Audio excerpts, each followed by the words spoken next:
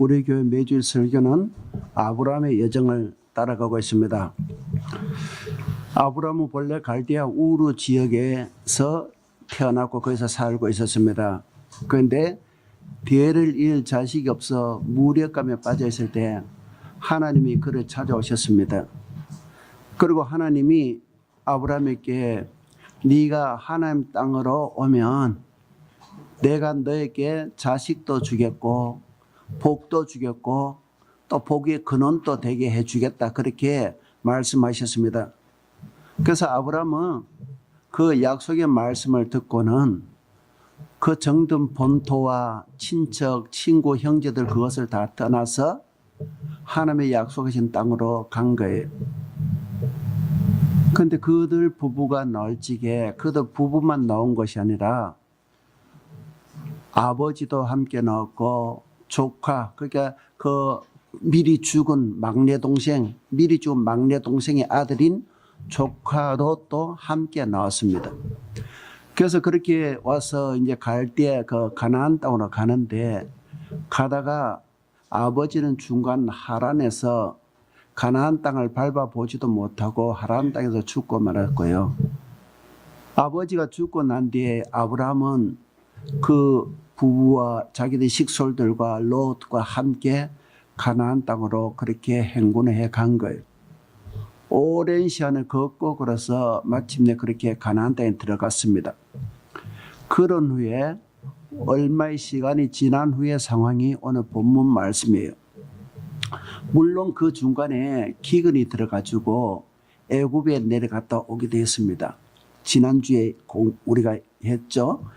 애굽에 내려갔는데 애굽에 내려갔다가 자기 아내 사레가 바로 왕한테 뺏기기도 했었습니다.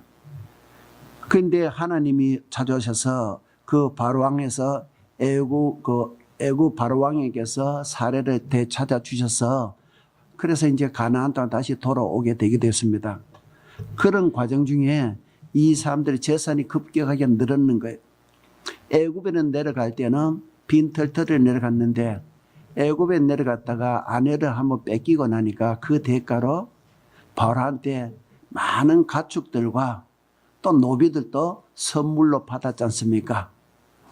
그런데 그 가나안 땅 올라올 때 그 가축들과 노비들을 가지고 올라왔단 말이에요. 그래서 가나안 땅에 돌아와서 살면서 시간이 지나면서 그 가축들이 또 새끼도 낳고 이러면서 많아지게 됐다는 거예요. 그래서 오늘 말씀에 보면은 오늘 말씀에 이르면 본래는 이 가족들이 단촐하게 그 가나안 땅에 함께 살 수가 있었는데 오늘 말씀에 의하면은 어떻게 했다고요? 그 땅이 함께 가기는 비좁았더라는 거예요. 새끼 치고 하니까 너무너무 많아진 거예요. 그러다 보니까 비좁아지니까 아브라함의 종들과 롯의 조카 롯의 종들이 막 분쟁이 일어나기 시작하는 거예요. 땅은 한계가 있죠. 초지는 한계가 있는데 양떼, 나귀떼 이래 가축들은 많아지니까 그걸 먹이려고 하니까 초지 싸움이 일어나는 거예요. 삼촌 아브라함과 조카 롯 관계는 너무너무 여전히 좋았는데 그 하인들 사이에 서로 분쟁이 일어나가지고 싸우는 거예요. 자기들끼리 싸우고는 씩씩대면서 각자 자기 주인한테 찾아가지고 하소연하지 않았겠냐고요. 아브라함의 종은 싸우고 나서 씩씩거리면 아브라함한테 찾아가 하소연했을 것이고 롯의 종들은 씩씩거리면서 롯에게 가서 찾아가서 하소연했을 거예요. 물론 그 이야기할 때 처음에는 이 아브라함이나 조카 롯이나 그래도 참자 우리 같은 가족이다 이렇게 달리했을 거예요. 그런데 그런 것도 한두 번이지 시간이 지나면서 그런 게 어렵게 된 거예요. 때때로 보면요 삼촌이 조카 롯에게 섭섭한 마음도 생기고 때때로 일처리에 따라서 조카도 삼촌한테 섭섭한 마음이 생기지 않았겠냐고요. 그렇게 가다 보니까 어느 순간 되니까 이 아버지 이 삼촌 아브라함의 마음에 근심이 생긴 거예요. 이렇게 가다가 자칫하면은 롯하고 삼촌하고 조카 롯하고 관계가 의가 상할 것 같은 거예요. 사람들이 그 피부치라건 그렇게밖에 없는데 그 갈대 우려서 그 타광 객지 멀리 와서 그렇게 와서 서로 의가 상의가 갈라진다면 그건 난감한 일이잖아요. 그래서 고민하던 그 삼촌이 하루는 조카 롯을 불러내가지고 높은 산으로 올라간 거예요. 높은 산으로 올라가니까 양사방에 눈앞에 쫙 펼쳐진 거예요. 눈아래. 북쪽으로는 산들이 높은 산들이 쫙 산맥처럼 그렇게 산들이 펼쳐져 있고요. 서쪽으로는 바다 해변이 펼쳐져 있고 남쪽으로는 메마른 황야가 쫙 펼쳐져 있었어요. 동쪽으로 보니까 그건 요단 지역인데 그곳에는 숲이 우거져 있는 거예요. 그곳에 요단강이 가까이 있어가지고 물 수전이 좋으니까 그곳에 숲이 우거져가 초지가 펼쳐져 있는 거예요. 그곳에서 아브라함이 조카 롯에게 자기 심중의 말을 하는 거예요. 조카야, 이렇게 가다가는 너하고 내가 의가 상하게 될 것 같다. 처음에는 우리가 함께 지냈지만 이제 너무 많아가지고 이 땅을 우리가 거주하는 이 땅을 우리가 수용할 수가 없으니까 우리가 이제 떨어져 지내자. 참 쉽지 않은 말이죠. 조카가 삼촌을 의지하고 그렇게 붙어 살았는데 이제 떨어져 지내자 그렇게 하는 거예요. 그리고 아브라함이 또 미안하니까 이야기한 겁니다. 롯아, 조카야, 네가 선택해라. 너가 이곳을 원한다면 내가 다른 곳으로 옮겨가 줄게. 근데 너가 너가 다른 곳으로 옮겨가겠다 하면은 내가 이곳에 머물게. 그러니까 너가 미리 선택해라. 여러분, 이 제안이 참 기가 막힌 제안이죠. 사람들은 그 약속의 땅이라고 하니까 참 환경이 좋았을 거라 생각해요. 지금 아브라함과 조카 롯은 하나님이 주신 약속의 땅에 와 머물고 있는 거예요. 그 약속의 땅이라니까 그것이 환경이 굉장히 좋았을 것이라고 생각하는데 사실은 그러지 않았습니다. 지금 아브라함과 롯이 머물고 있는 것은 산비탈과 같은 것이고 산 중턱에 구릉지고 토질은 척박한 그런 땅에 지금 살고 있는 거예요. 그러니까 그곳에서는 사실 생존하게 돼서 늘 넉넉하지 않았습니다. 그런데 산 위에서 올라서 보니까 저 동쪽에는 기름진 땅이 있는 거예요. 그런데 그곳에서 아브라함 이야기가 조카 보고 네가 먼저 선택해라. 네가 선택한 곳에 가고 내가 다른 곳에 선택할게. 그 이야기 하는 거예요, 여러분. 쉬운 일이 아니잖아요. 아브라함이 조카 보고 야, 나는 늙었고 너는 젊었으니까 네가 좀 더 고생해라. 내가 저곳에 좀 갈게. 이렇게 한다고 뭐 문제가 되겠어요, 여러분? 그거다 아니면은 야, 좋은 땅 너하고 내하고 서로 억울하지 않게 반 딱 나눠가지고 서로 가지자. 그건 무슨 문제가 있겠어요? 롯이 뭐 거기에 대해서 무슨 반론을 하겠습니까? 그런데 아브라함은 지금 그렇게 하지 않는 거예요. 그런 이야기하기를 네가 선택을 해라. 그러면 내가 너 결정에 따라갈게. 여러분, 이 한마디가 어떻게 보면 자칫하면요, 남은 인생을 정말 어렵게 할 수 있는 그런 이야기잖아요. 근데 아브라함이 그 이야기 한 거예요. 자, 그러면 여러분, 조카는 그러면 어떻게 해야 되겠습니까? 조카는 마땅히 말이라도 삼촌 무슨 말입니까? 젊은 제가 이곳에 머물 테니까 삼촌이 좋은 땅으로 가십시오. 이렇게 해야 되잖아요. 근데 롯이 그러지 않는 거예요. 눈앞에 너무나 뻔하게 보이니까 요단 지역은 기름진 땅이고 좋은 환경이고 지금 이곳에는 척박한 땅인데 눈앞에 너무나 보이니까 그러지 않는 거예요. 롯이요, 삼촌의 이야기 들으면서 묵묵하게 눈을 떠가 양사방을 쫙 훑어보는 거예요. 훑어보다가 동쪽으로 탁 가더니 거기에 눈이 딱 멈추는 거예요. 어떤 지역이죠? 요단 지역이에요. 자, 우리 10절에 보면 이렇게 되어 있습니다. 이에 롯이 눈을 들어 요단 지역을 바라본 즉 소알까지 온 땅에 물이 넉넉하니 여호와께서 소돔과 고모라를 멸하기 전이었으므로 여호와의 동산 같고 애굽 땅과 같았더라. 여러분, 요단 지역이 어떤 곳이라고 하는 거예요? 여호와의 동산 같고, 여호와의 동산이 어디죠? 에덴 동산이에요. 애굽 지역과 같았더라는 거예요. 여호와의 동산과 에덴이라는 뜻은 그것에는 물이 많아가지고 기름진 땅이라는 거예요. 그죠? 에덴 동산에도 4개의 강이 흘러가지고 항상 수잔이 넘쳤고 기름진 땅이죠. 에덴에도, 애굽에도 나일강이 있어서 항상 기름진 땅이에요. 그러니까 그 땅에는 기름진 땅이니까 농사도 잘 되고 살기 참 좋은 조건이란 거예요. 여러분, 당시는 농경시대잖아요. 농경시대에 농사 짓는 데서 중요한 것은 햇빛과 물과 바람이란 말이에요. 그 중에 물이 가장 중요하잖아요.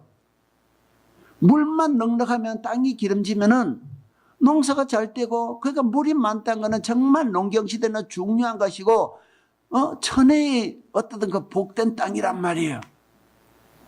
물이 많다는 것은요, 그것에는 농사를 지어도 농사도 잘 되고, 이 사람들이 가축을 키우고 있으니까 풀을 심어도 초지도 넉넉히 있는 그런 곳이란 말이에요. 그러니까 그 롯이 그 요단 지역을 바라보더니 딱 내가 저것을 하겠다고는 정말 사가지 없이 그걸 선택하고는 옮겨간 거예요. 여러분, 아브라함은 왜 그런 선택을 했을까요? 아브라함이 바볼까요, 여러분?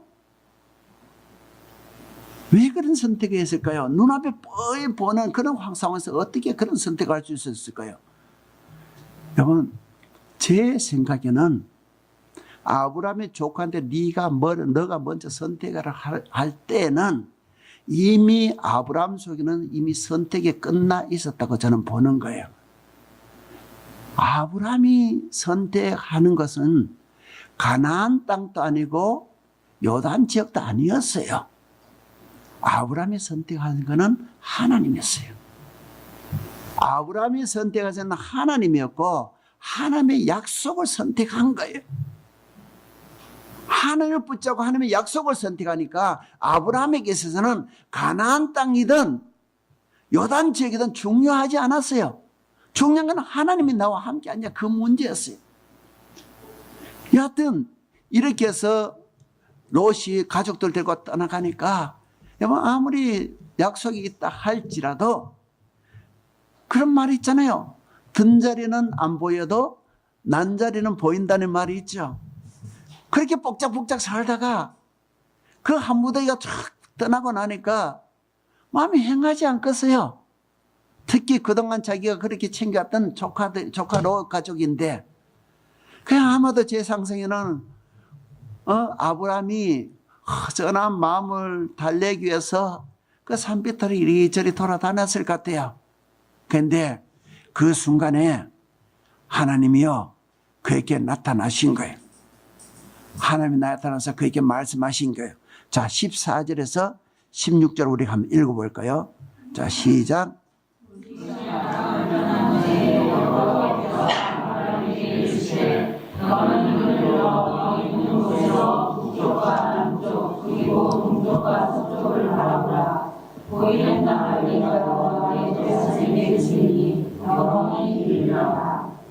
예, 하나님이 아브라함에게 나타나셔서 하시는 말씀이에요.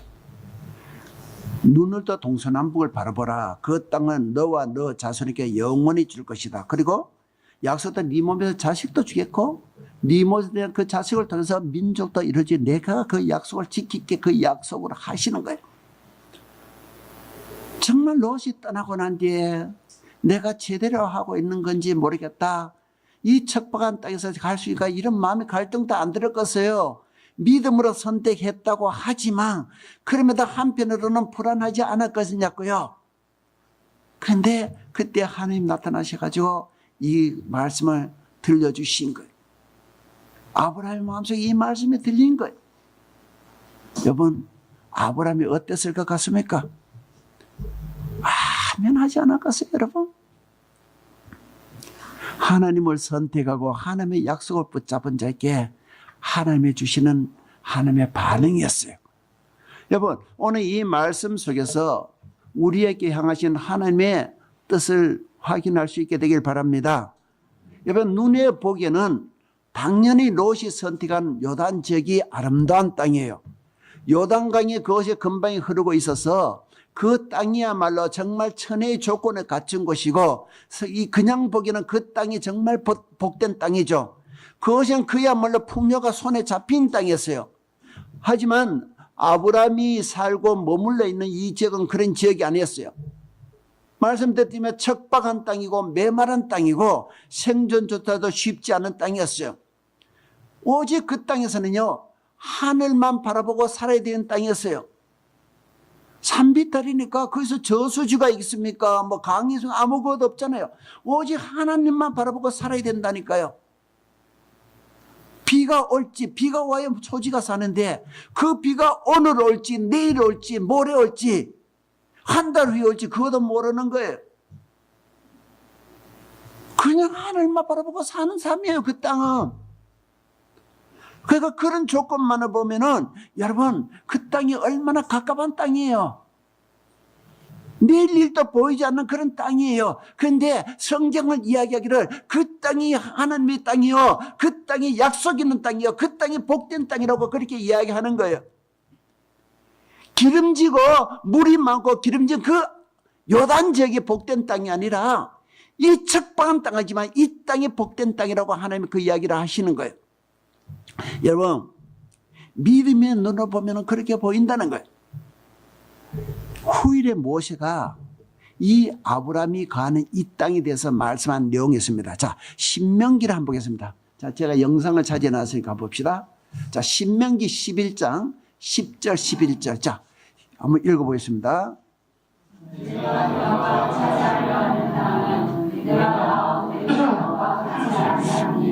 거기에서는 너희가 파송한 후에 발로 물리기를 주소가게 하였느니라. 너가 건너가서 차지할 땅은 산과 골짜기가 있어서 하늘에서 내리를 비를 흡수하는 땅이요. 야, 너희가 들어가서 차지할 땅 어디죠? 모세가 이야기했던 어디 가나안 땅이죠. 자, 이 가나안 땅은 너가 나온 애굽 땅과 같지 않다고 하는 거예요. 그러면서 애굽 땅의 특징이 뭐라는 거죠? 파종한 후에 발로 물대기를 채소밭에 대는 같이 했다. 자, 파종한 후에 물을 대는데요.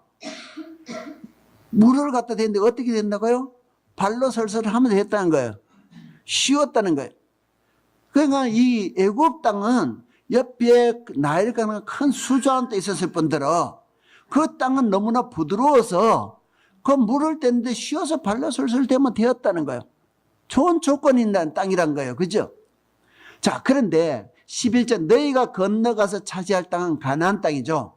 이 땅은 어떤 땅이란 거예요? 산과 골짜기가 있다는 거예요. 이 산 중턱이거든요. 가나안 땅은 산맥 지역이에요. 산과 골짜기 있다는 말은 무슨 말입니까? 하늘에서 비가 내리면 어떻게 되죠? 가나안 땅은 저수지도 없습니다. 하늘에서 하나님이 부어주시는 비에 의존할 수밖에 없는 땅이에요. 그런데 그 비가 아무리 쏟아부어져도 산과 골짜기에 있으면 어떻게 됩니까? 순식간에 흘러가 버려요. 거기다가 또 어떤 땅이라는 거예요? 비를 흡수하는 땅이래요. 하늘에서 소나기를 부어 넣어줘도 그 비가 그 머물지 않고 흘러가 버린 땅이고, 소나기를 부어줘도 비를 흡수해 버린 땅이에요. 그러니까 그 땅은 메마른 땅이에요. 비가 와도 가둘 수도 없고 준비할 수도 없고 저수지를 만들고 물을 준비해 놓을 수도 없고 메마른 땅이에요. 그러니까 그 땅은 어떤 땅이에요? 그냥 매일 좀 필요할 때마다 소나기가 내려줘야 되는 땅이에요. 그 땅을 바라보고 살 수밖에 없는 거예요. 그 땅은. 자, 그것만 보면 이 땅은 정말 가깝은 땅이에요. 그렇죠? 가나안 땅 그것만 보면 정말 가깝은 땅이에요. 그런데 성경은 말씀하시를 그 땅은 복된 땅이라고 하는 거예요. 왜 그렇게 그 땅이 복된 땅일까? 자, 다음 절 한번 보겠습니다. 12절을 한번 읽어보겠습니다. 12절 시작. 내 하나님 여호와께서 돌보아 주시는 땅이라. 영초부터 영날까지 내 하나님 여호와의 눈이 항상 그 위에 있으니라. 예, 그 땅은요 척박한 땅이고 비를 삼키는 그런 땅이지만, 그래서 그것만을 보면은 정말 갑갑한 땅이고 대책도 없어 보이는 땅이에요. 오늘 우리 삶과 비슷하지 않아요? 우리가 갑갑하잖아요. 그런 땅이라는 거예요. 그럼에도 불구하고 그 땅의 특징은 뭐예요? 연초부터 연말까지 너 하나님 여호와의 눈이 항상 그 위에 있다는 거예요. 여러분 혹시 오래전에 했는데 제가 창세기 1장 2절 할 때에 설교할 적에 메라 헤베트 혹시 기억하세요? 태초에 이 땅이 흑암이 기쁨 중이고 혼란스러운 중에 있었고 아무것도 없고 빛도 없고 깜깜할 적에 절망만 있을 때 그때 그 절망 위에 그 어둠의 바다 위에 하나님의 영이 운행했다고 했어요. 그런데 그 운행했던 그 나라의 히브리어로 메라 헤베트라고 이야기했어요. 메라 헤베트의 뜻은 아기 둥지 위를 어미새가 선회하는 것을 메라 헤베트가 하는 거예요. 둥지 아기 새들이 둥지가 있습니다. 그 아기새들이 거기서 삐약삐약거리고 있는데 어미새가 그 둥지를 떠나지 않고 그 둥지 위를 선회하고 있는 거예요. 선회할 적에 어미새가 그 둥지에 눈을 떼겠습니까? 잠시도 떼지 않는 거예요. 선회하면서 그 둥지에 눈이 꼽혀 있는 거예요.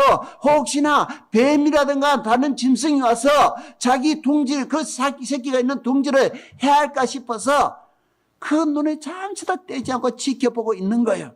그것이 메라 헤베트의 하나님이에요.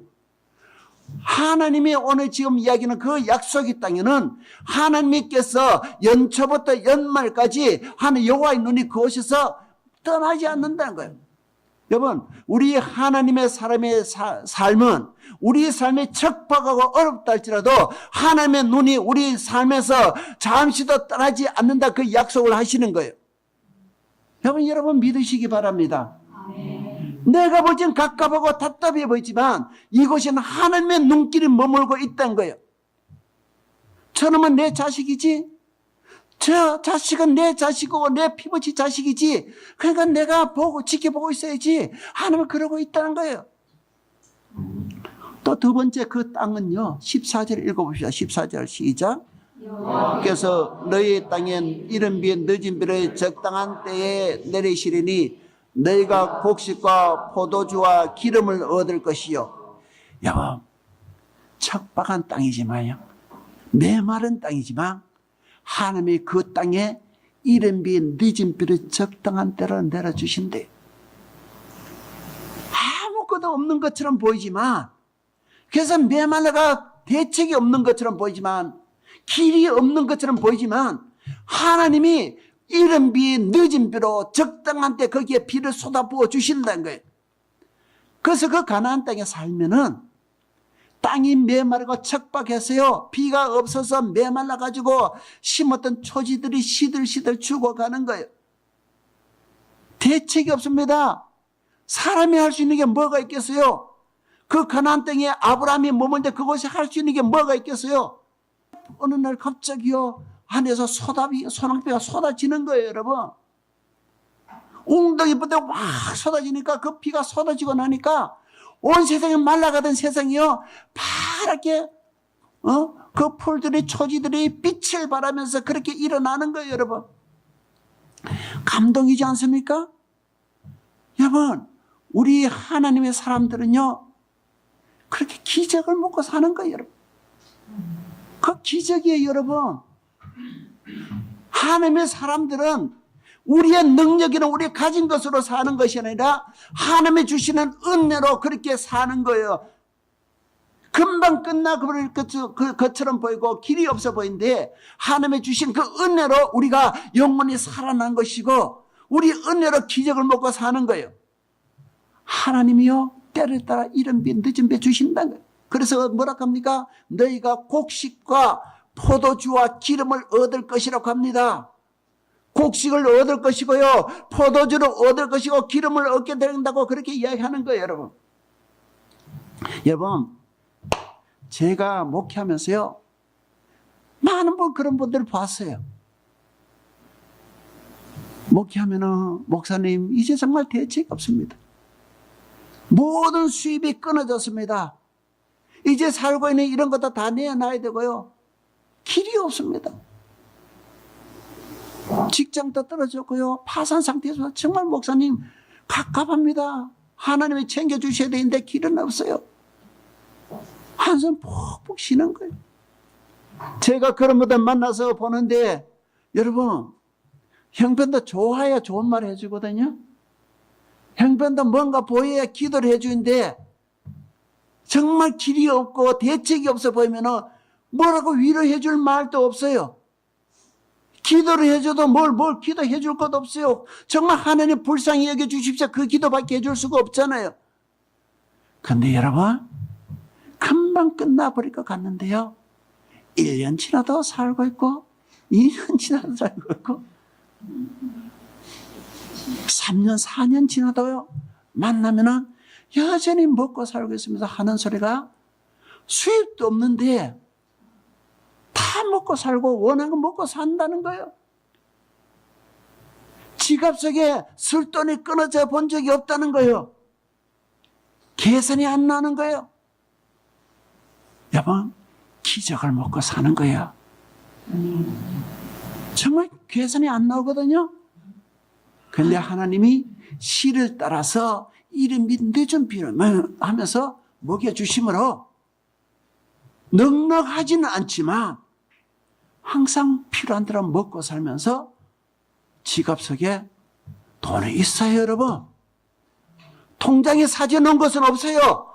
요단 지역 같은 그런 넉넉함이 없어요. 그런데 산다니까, 여러분. 그게 여러분 신앙인의 삶이에요. 하나님의 주시는 은혜로 먹고 사는 삶, 그게 신앙인의 삶이에요. 물론 여러분 우리가 요단강 지역처럼 그 넉넉함이 얼마나 좋겠어요. 통장에 돈이 들어있고요. 집이 있고요. 그렇죠? 매달 월말마다 막 이자가 들어오면 얼마나 좋겠어요.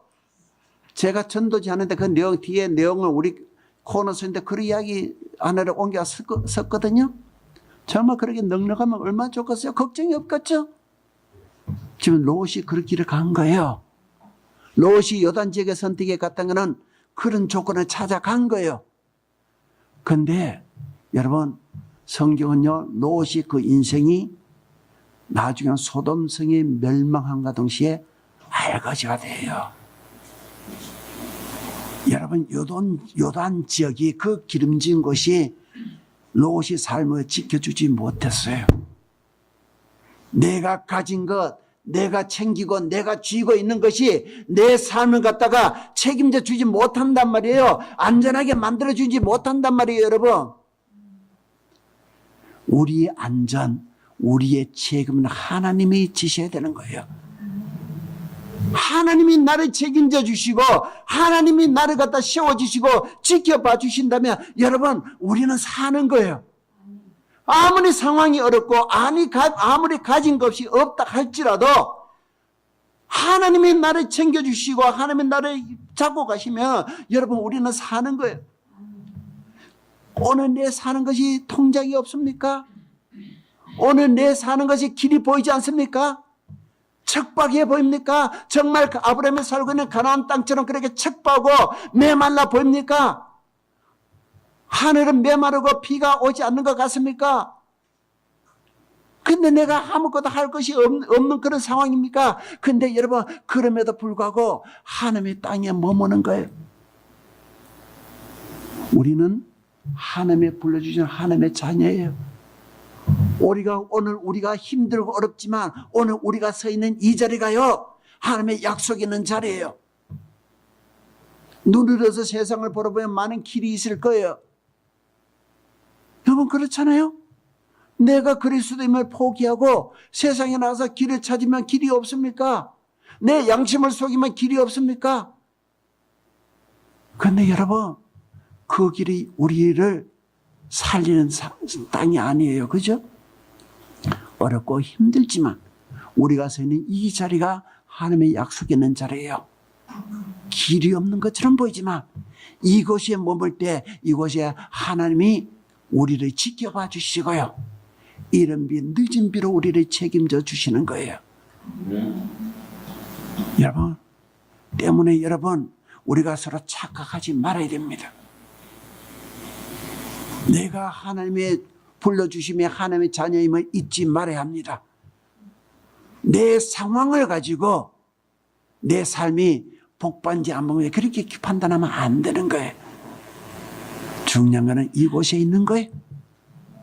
힘들고 어렵지만 하나님이 원하신 자리에 지키고 있는 거예요. 여러분, 세상을 따라가지 마십시오. 환경을 따라가지 마십시오. 하나님을 붙잡아 주십시오.